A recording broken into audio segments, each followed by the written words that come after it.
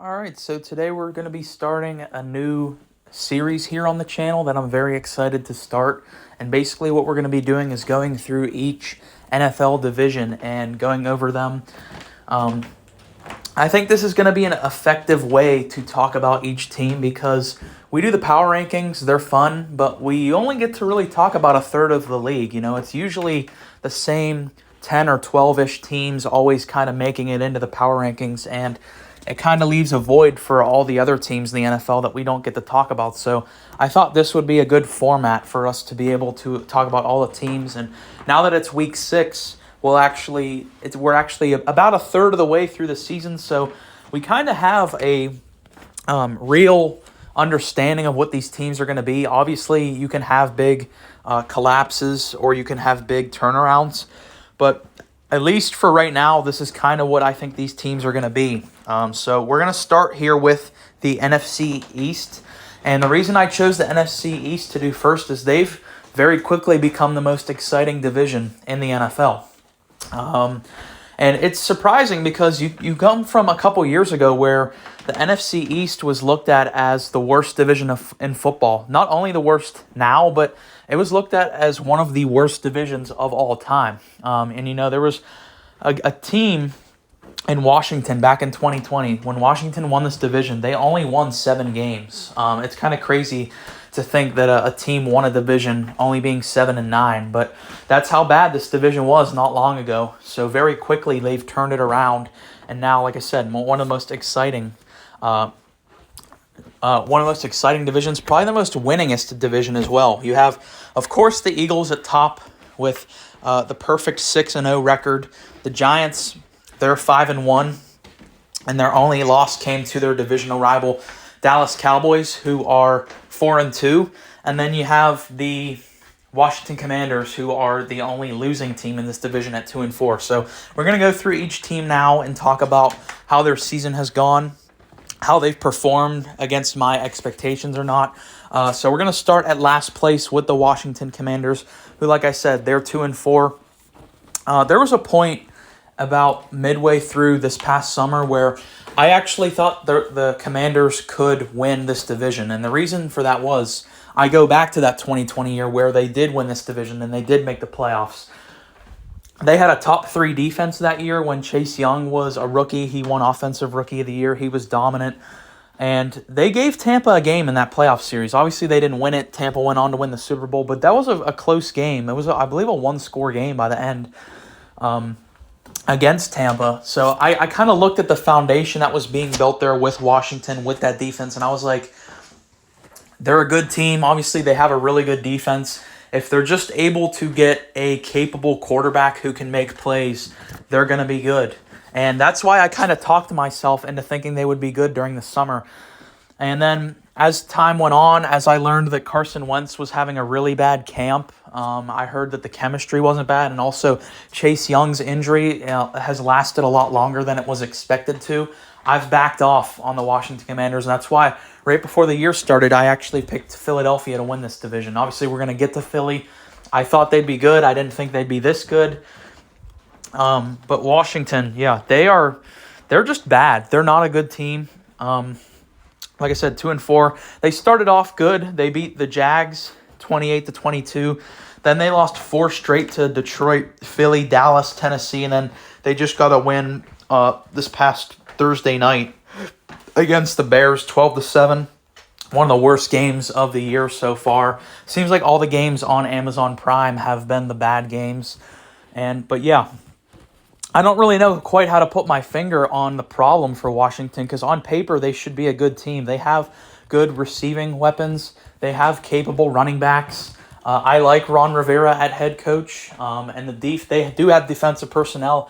I know that Chase Young is out, but they still have a really good front 7 there with Jonathan Allen and Montrezl Sweat and guys like that.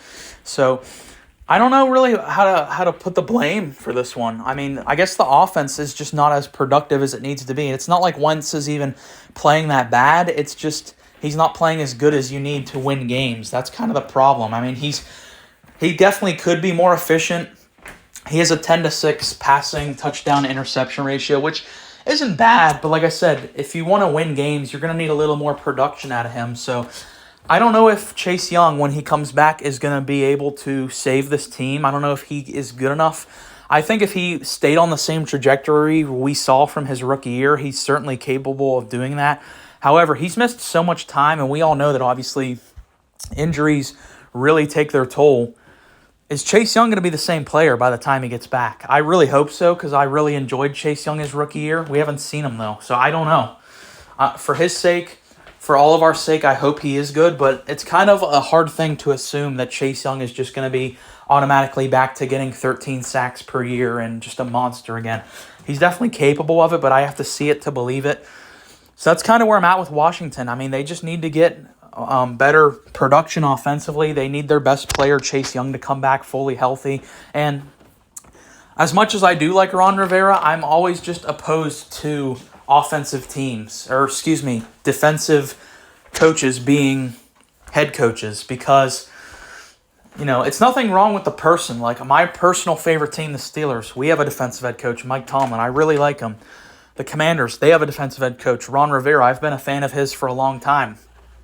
The problem with defensive head coaches is they've basically become outdated. All of the rules and all that stuff, the penalties, it's all skewed to make the offensive side of the ball succeed.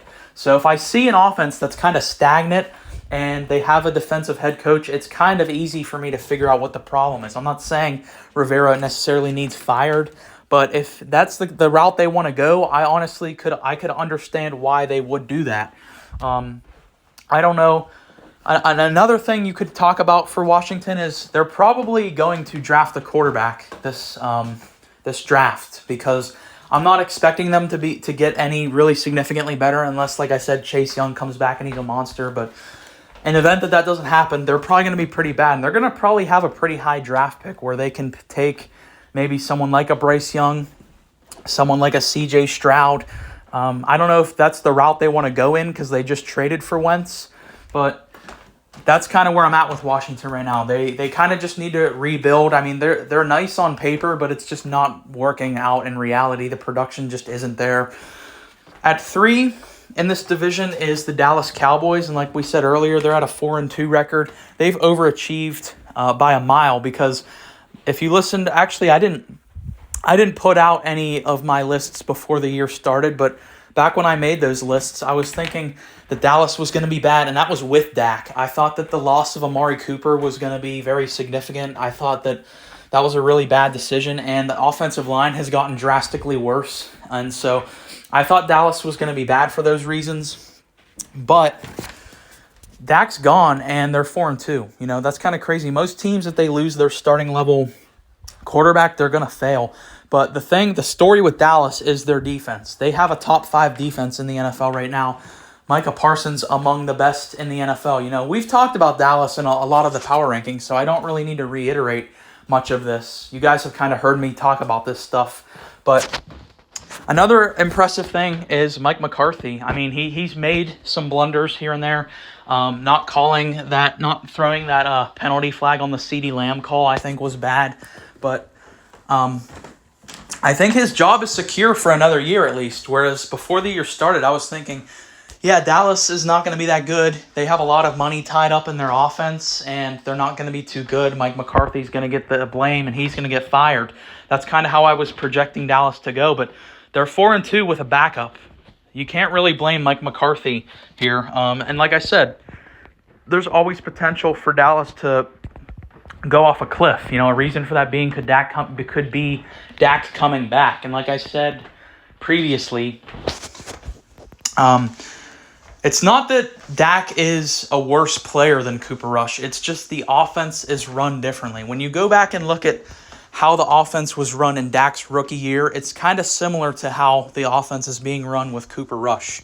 It's hand the ball off a bunch of times, manage the game, don't take any big risks with throws over the top, and rely on the defense to get stops.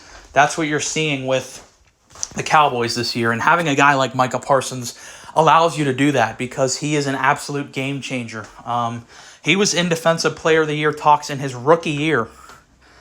At 2, we have the New York Giants at 5-1. They've had two really, really impressive wins in back-to-back weeks. Obviously, that Green Bay win, which is what initially got them on my power rankings last week. And it wasn't particularly just because they beat Green Bay. It's how they did it, because their top 4 wide receiver threats didn't play that game. That's kind of just a testament to good coaching. It shows how good Saquon's doing this year. And beating Baltimore, of course, was really impressive as well. That was more of a defensive effort plus Saquon, because Lamar kind of melted down in that game, but the defense was able to take advantage of it, and then Saquon had another great game. And if you watched my video I made, I think last week, it was top 5 MVP candidates or MVP ladder, something like that. Saquon was number 5 on that list for a reason, because he's having the best year of his career, and also the Giants are doing really good. And he's the main reason why. They're not really relying on Daniel Jones. They're kind of using him in that game manager style. And there's nothing wrong playing a quarterback like that. It's smart to use a quarterback like that when you don't have a top 7 guy like a Mahomes or an Allen. And then before we go to 1, have to talk about Brian Daboll. He's the reason why the Giants are so good. And I was even saying before the year started, the only positive thing that I saw about the Giants was Brian Daboll. Outside of that, I didn't like the Giants, because I bought into the Giants in 2021. I thought that was the year they were going to pop, and they sucked. I actually picked the Giants to win that division last year, and they were terrible. And now, this year, they got Brian Daboll, and I was just... Last year left such a bad taste in my mouth with the Giants. I just didn't want anything to do with them. But they're doing this year what I thought they would do last year. It's just Brian Daboll is a million times better a head coach than Joe Judge was. And then, of course, at number 1, the Philadelphia Eagles, the only undefeated team in the NFL. I've talked about them in depth throughout the power rankings. So if you've seen those videos, you've heard me say all this stuff before. They probably have the best defense. Particularly, I think they have the undisputed best secondary in the NFL, but all levels of their defense are elite. They have arguably the best offensive line in the NFL. Jalen Hurts is one of the best dual threat quarterbacks in the NFL. They have a great receiving weapon. There's no flaws in this team's roster. They have playmakers at every single position, every level of this roster, and they know they have a strong identity. We're a run team, we're going to play very efficiently, and you're not going to score points on us. That's why Philly's been so successful, and that's why they're probably going to have home field through the playoffs, because, obviously it's impossible to go undefeated. I don't think that's going to happen, but they're probably going to win like 15, 14 games this year. Just the makeup of their team. Anytime you have arguably the best O-line and D-line, you're going to dominate both sides of the ball of scrimmage. That right there is a recipe for success, and they have every other piece filled out. That, like I said, there's not a weakness on this roster. But that's going to do it for the NFC East review 6 weeks in. You guys have to let me know in the comments if you like this format, reviewing each different division so we can talk about all the different teams. I plan to do the NFC South next, so stay tuned for that. Thanks for listening.